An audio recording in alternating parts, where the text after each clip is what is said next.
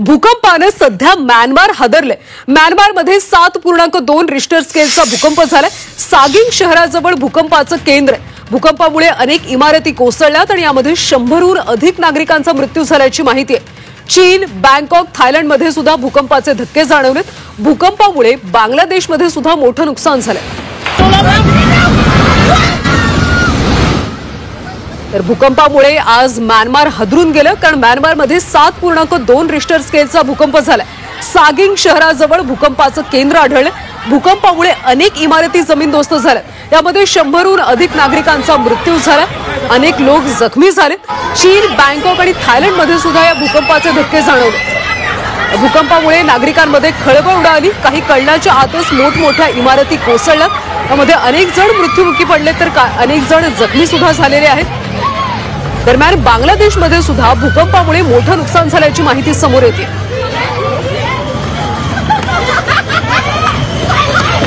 अगदी पत्त्याप्रमाणे अनेक बंगले कोसळल्याचं पाहायला मिळतं। म्यानमारमध्ये अतिशय शक्तिशाली असा हा भूकंप झालाय। 7.2 रिश्टर स्केल तीव्रतेच्या भूकंपाचे हादरे बसले आणि या जोरदार भूकंपानंतर खरं तर हाहाकार उडाल्याचं पाहायला मिळालं। सध्या इमारती आणि पूल कोसळतानाचे अनेक व्हिडिओ सध्या सोशल मीडियावर सुद्धा व्हायरल झालेत। यामध्ये 100पेक्षा अधिक लोकांचा मृत्यू झालाय तर अनेक जण जखमी सुद्धा झाले।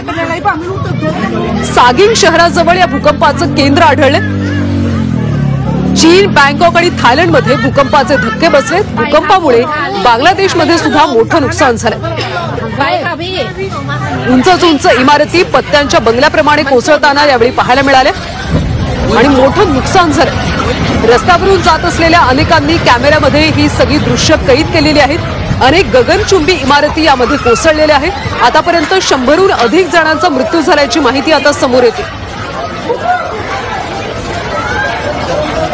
भूकंपानं म्यानमार सध्या हादरल्याचं पाहायला मिळते। अनेक जण मृत्युमुखी पडले तर अनेक लोक जखमी सुद्धा झालेत। सध्या बचाव कार्य केले जाते। 7.2 रिश्टर स्केलचा अतिशय भयानक असा हा भूकंप झालेला आहे। त्यामुळे आर्थिक नुकसान सुद्धा मोठ्या प्रमाणात झालेलं आहे।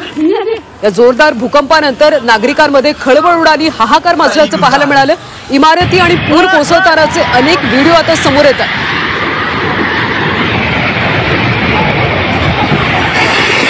म्यानमारमध्ये 7.2 रिश्टर स्केलचा भूकंप झालाय। सागिंग शहराजवळ भूकंपाचं केंद्र आढळलं। भूकंपामुळे अनेक इमारती कोसळल्या। 100हून अधिक नागरिकांचा यामध्ये मृत्यू झाल्याची माहिती आहे। चीन, बँकॉक आणि थायलंडमध्ये भूकंपाचे धक्के जाणवलेत तर बांगलादेशमध्ये सुद्धा भूकंपामुळे मोठं नुकसान झालंय।